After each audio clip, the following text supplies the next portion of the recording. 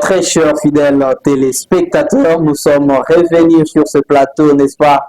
Aujourd'hui, nous sommes accompagnés de notre invité spécial, notre invité de marque. Mon frère, bonjour. Bonjour frère. Votre présentation, s'il vous plaît. Oui, je suis connu sous le nom de Jean-Florent Kapingan-Toumba, l'incarnation de Patrice Emery Lumumba. Je suis natif de la province du Sankoro, précisément dans le chef-lieu de province du Sambo. Voilà. L'incarnation de Patrice Emery Lumumba, monsieur Jean-Florent Kapingan-Toumba, dans la ville de Lusambo, chef-lieu de la province du Sankoro, province chère à Patrice Emery Lumumba. Monsieur Jean-Florent, est-ce qu'on peut savoir depuis quand vous avez incarné cette image? Oui, merci. C'est simple de le savoir. J'incarne cette image, vu la motivation et vu aussi les domaines ou les soucis encore de plus que mon idole pensait pour le bien-être de tous citoyens congolais, voire même tous citoyens africains.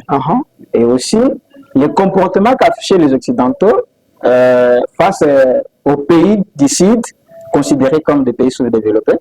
Alors, c'est pour cela, ayant aussi franchi certaines institutions, par exemple les institutions universitaires. Alors, j'ai songé bon que non, voilà, je suis motivé depuis mon enfance par la politique, alors lié que je reste bras croisés.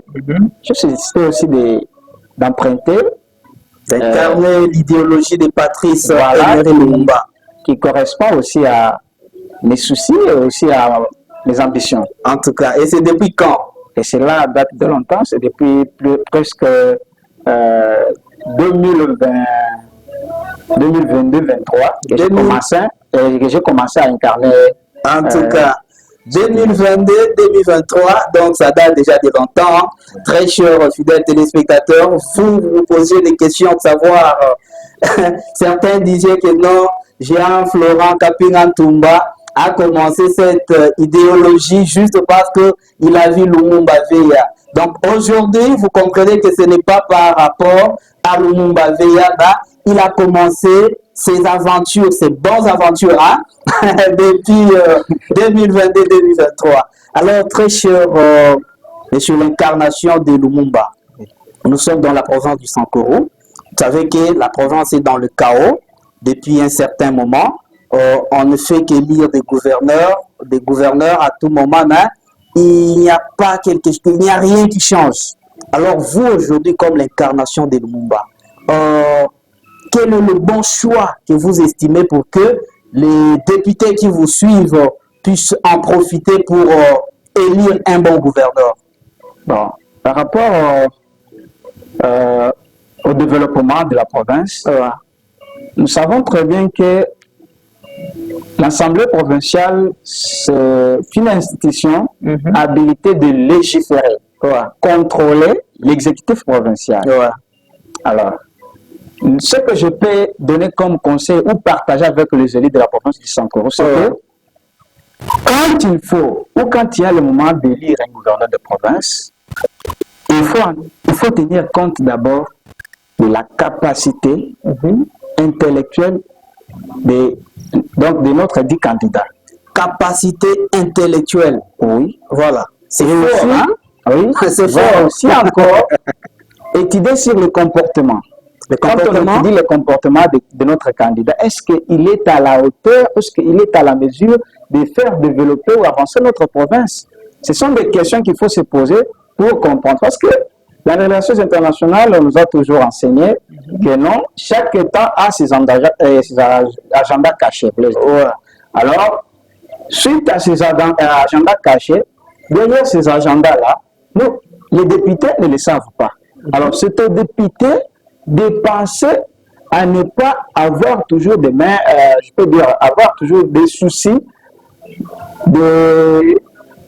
d'être proposés par les candidats que lorsque je serai élu, ou soit quand vous allez me donner votre voix, je vais vous faire un retour ça, je vais vous faire un retour ceci, je vais t'acheter des parcelles, des véhicules, tout ce que vous connaissez là. Vraiment. Alors, cela aussi fait à ce que quand quelqu'un accède au pouvoir ou au gouvernorat des provinces, dans ce sens, il lui viendra en retour l'esprit de gagner d'abord ou récupérer. Récupérer, oui, oui, il doit d'abord récupérer ses revenus qu'il a dépensés pour qu'il puisse un peu se retrouver. Parce qu'il n'a pas, d'abord les candidats là, il n'a pas ni entreprise, ni société qui peut les fournir tous ces montants d'argent là pour proposer aux députés provinciaux. Alors, il doit toucher des partenaires ça et là pour qu'il puisse un peu avoir le moyen suffisant de proposer les élus que non, une fois faire ça, une fois accéder dans ces postes, j'aurai à vous donner ceci, ou je vous donne ceci carrément quand on termine l'échéance. En tout cas, merci beaucoup, M.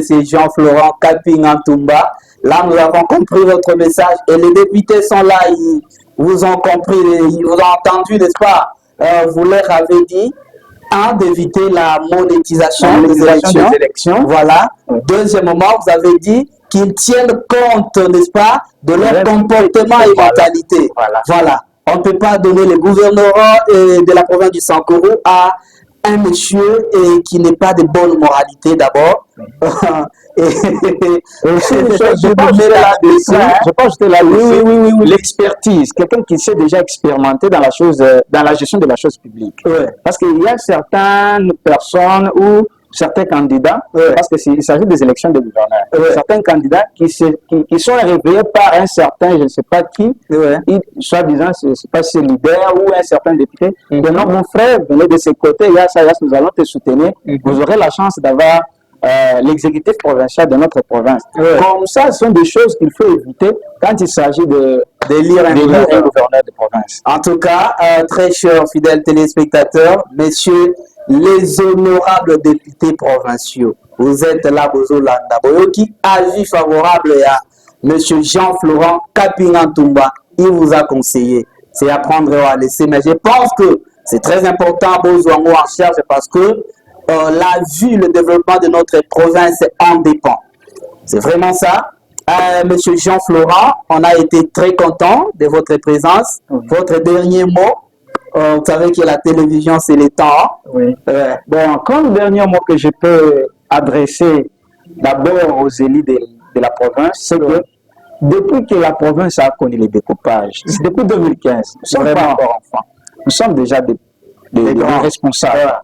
Nous devons tous penser comme humains, mettre de côté nos couleurs, vraiment, représentés par des partis politiques et regroupements politiques, vraiment. Soit disant, on peut même ajouter de plus les groupes parlementaires, vraiment. Ce ne sont pas ces choses qui ont élu ces députés, c'est le peuple comme nous, comme vous, comme les autres, toute la population du Sankoro. Alors, il faut tenir compte de la souffrance de cette population. Vraiment. Nous avons quelques provinces, je peux citer Chikapa, c'est aussi la province du Kassai. C'est une province qui a connu dans le Grand Kassai, hein? Oui, toujours dans l'espace Grand Kassai. C'est une province qui a connu aussi le découpage au même moment que la province du Sankoro. On peut poser des questions à nos jeunes frères, nos enfants. Est-ce qu'avez-vous déjà vu ce qu'on appelle goudron? Non. Mais là, Chikapa, vous verrez qu'il y a du goudron. Ça, c'est compliqué, hein? Le mal aussi, c'est que nos jeunes leaders, nos frères comme leaders, comme les jeunes, je peux parler des leaders politiques, qui ont eu la grâce de vivre dans le gouvernement, n'ont pas la bonne foi de faire développer la province. Pourquoi? On peut épingler les exemples de certaines personnalités de la province du Sanko qui ont pu avoir la gérance dans le gouvernement. Nous avons le problème des 5 chantiers du président. Notre ex-président ici, Joseph Kabila, c'est entre le maire d'un Sankorois. Mais rien n'est fait ici. Rien n'est fait. Rien n'est fait. Il faut penser à un gouverneur qui doit songer à l'intégrité. Donc, intégrer la province, ça veut dire avoir des interconnexions avec d'autres provinces. Avec d'autres provinces. Nous, c'était la grâce présidentielle pour la route NR42 ici. On ne pouvait pas être connecté avec la province. Mais il y a d'autres professeurs qui évitent de venir ici sous condition que la route est impraticable tout à fait. Vraiment. Ce sont des choses qui font reculer la province derrière.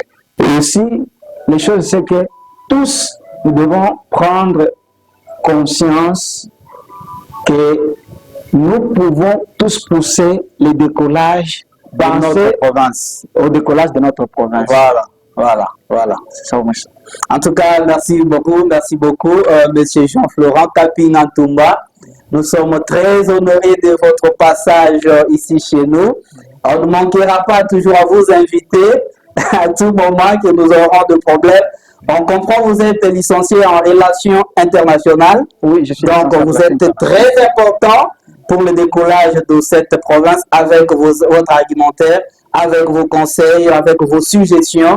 Alors vous tous qui nous suivez de partout, premièrement, nous vous prions de vous abonner, de liker, de commenter surtout. Vous ne commentez pas comment on va avancer, comment nous irons de l'avant. Commentez, partagez, likez, donc abonnez-vous massivement. Nous sommes là pour vous servir. En tout cas, bonne journée chez vous, Monsieur Kaping Ntumba. Merci, Paris. Merci beaucoup. Bye.